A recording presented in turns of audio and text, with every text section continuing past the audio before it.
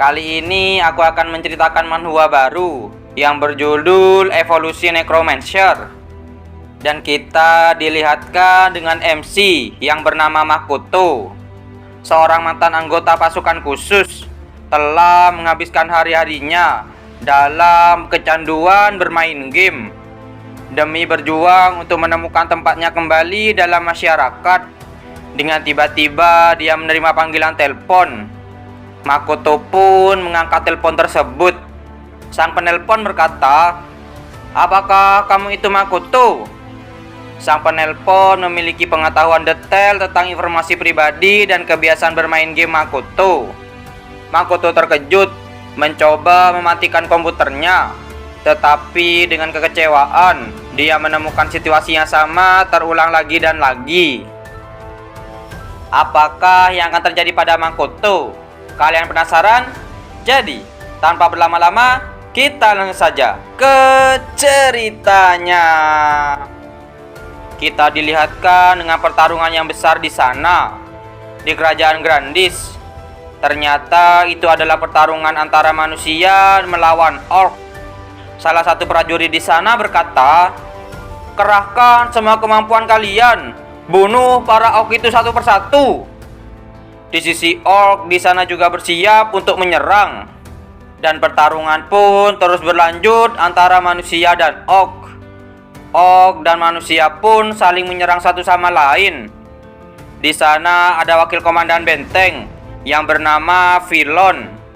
Dia bergumam, "Para orc mulai menggila. Tinggal masalah waktu sebelum gerbang selatan runtuh. Para orc besar itulah masalahnya. Bagaimanapun, masalah terbesarnya adalah ketika pemimpin para orc itu turun tangan. Karena pemimpin orc berbeda dari para orc sebelumnya. Dia memancarkan aura yang kuat. Itu artinya dia bisa menggunakan skill aura spesial. Dan setelah itu, para orc pun mulai memasuki benteng dan membantai para manusia di sana." Kita dilihatkan dengan MC kita memasuki pertempuran. Dia berkata, "Mungkin mustahil jika mau mengalahkan kalian hanya dengan mayat. Datanglah, sekarang giliran kalian." Dengan tiba-tiba, para undead pun mulai muncul dari dimensi yang dibuat oleh Makoto. Para undead pun mulai menyerang para orc di sana. Dan para undead pun mulai mengalahkan para orc yang ada di dalam benteng.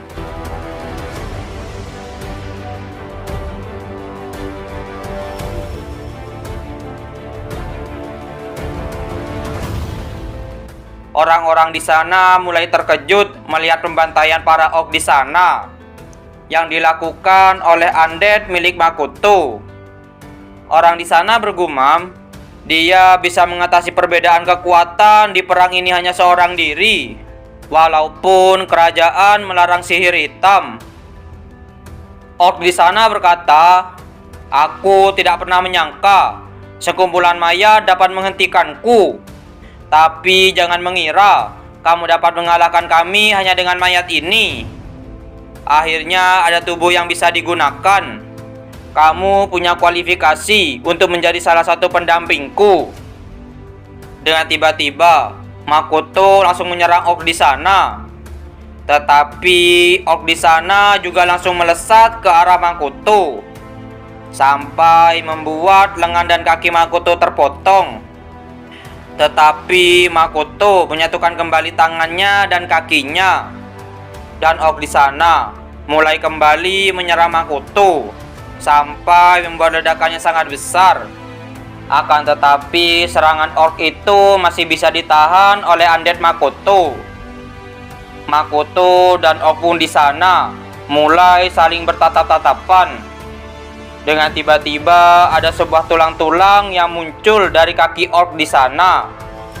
Makoto bergumam, "Demi rekan-rekan seperjuanganku dan demi mereka yang berharga bagiku, aku akan mengalahkan mereka." Dan setelah itu, Makoto pun mengenakan armor undead miliknya. Orc di sana berkata, "Majulah, wahai kesatria yang mencoba mengubah dunia. Hibur aku di pertempuran terakhirmu ini." Setelah itu, Makoto pun langsung melesat ke arah orc. Benturan pedang mereka sampai membuat ledakan yang besar di sana. Di sisi Makoto dan orc, dia telah bersiap dengan serangan mereka masing-masing. Kita dilihatkan sebelum terjadinya pertempuran antara manusia dan orc. Di sana adalah Akademi Rodland, dan ternyata akademi ini adalah akademi yang paling bergengsi di kerajaan. Tempat mereka yang dianggap menjanjikan datang untuk belajar. Selain itu, di sanalah tempat mereka yang menyembunyikan identitas mereka berkumpul. Dan kita dilihatkan dengan Makoto yang masih belum mempunyai kekuatan necromancer. Ternyata di dunia tersebut Makoto bernama Andreas. Andreas bergumam, "Kami adalah peneliti sihir hitam yang terlarang, necromancer. Jika ada yang tahu, aku pasti akan dieksekusi di tempat. Itu sebabnya aku melakukan percobaan ini secara rahasia." Orang tua di sana berkata, "Mundurlah, sekarang aku akan mulai." Dengan tiba-tiba, orang tua itu mengeluarkan aura sihirnya, dan orang yang berada di formasi tersebut mengeluarkan aura biru. Dan setelah itu, orang di sana pun berubah menjadi tulang belulang. Orang tua di sana berkata, "Sepertinya gagal lagi. Mari kita akhiri di sini untuk hari ini. Bersihkan mayat ini, kemudian kembalilah ke atas." Andreas bergumam, "Biarlah, aku juga sedang tidak belajar apa-apa hari ini. Meskipun berbahaya melakukan ini, aku sepertinya tidak mendapatkan banyak hal. Tapi aku juga tidak bisa berhenti begitu saja.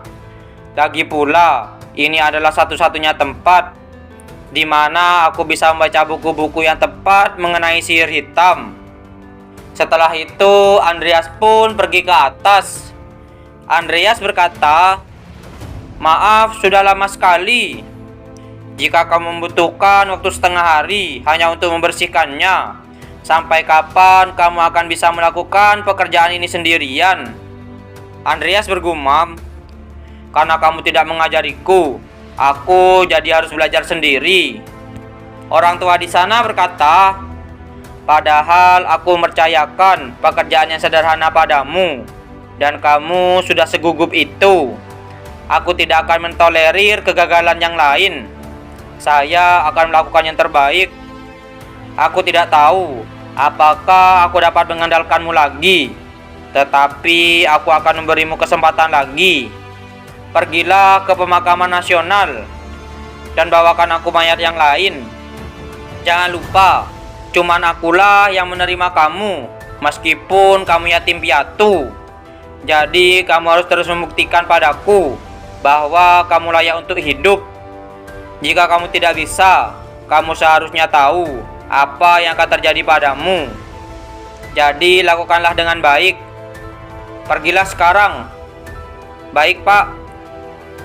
Setelah itu, Andreas pun keluar dari tempat tersebut. Andreas bergumam, "Dia bahkan tidak memberiku biaya perjalanan." Dengan tiba-tiba, para murid di sana memandang Andreas. Andreas berkata, "Aku bukan semacam tontonan. Minggir."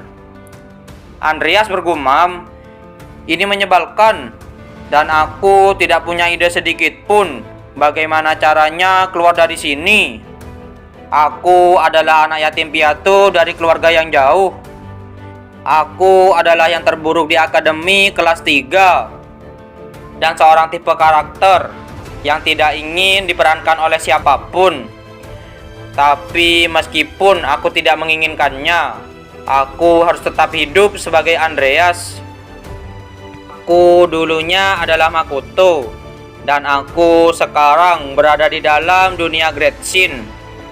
Aku dulunya adalah anggota pasukan khusus yang tidak bisa beradaptasi dengan kehidupan anggota masyarakat yang normal. Dan bagiku satu-satunya hal yang mendukungku di dalam hatiku adalah Great Shin. Itulah kenapa aku melupakan segalanya dan menanamkan diri dalam game ini. Dan ketika aku akhirnya berhasil menyelesaikannya di minggu ke-12, seseorang yang memiliki pengetahuan rinci tentang informasi pribadi dan kebiasaan bermain gameku menelponku. Karena terkejut, aku langsung mematikan komputerku begitu saja.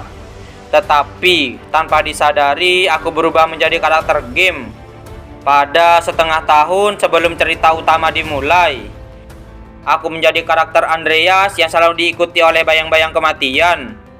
Karena semua karakter mengalami kejadian yang sama. Mereka menemukan identitas asli Charon dan kemudian membunuhnya bersama-sama denganku. Jadi jika aku tidak menemukan cara untuk menjauh dari Charon sebelum cerita utama dimulai, maka aku tidak akan bisa lepas dari keterlibatan dengan karakter utama. Apa aku bisa menyelesaikan ini? Aku tidak punya pilihan selain menjadi lebih kuat sebelum dimulai. Satu-satunya hal yang dapat aku andalkan terkait khusus yang aku dapatkan untuk bermain selama 13 minggu. Tapi salah satunya acak, dan aku mendapatkan trait dual core yang membuatmu bisa menggunakan sihir dan ahli pedang secara bersamaan. Aku ragu aku bisa bertahan hidup hanya dengan fokus pada salah satunya. Dan itulah alasan yang membuatku memiliki trait lain yang bisa aku pilih. Jadi aku tidak punya pilihan selain memilih salah satu yang paling bersinergi dengan Necromancer. Pilih karakteristik. Dengan tiba-tiba ada sebuah layar sistem muncul. Kalian penasaran apa yang akan dilakukan oleh Andreas untuk mendapatkan kekuatannya? Jadi, jangan lewatkan di episode yang selanjutnya. Terima kasih telah menonton video kami sampai selesai. Jangan lupa subscribe dan like dan share video-video kami ke teman-teman Anda. Dan dadah.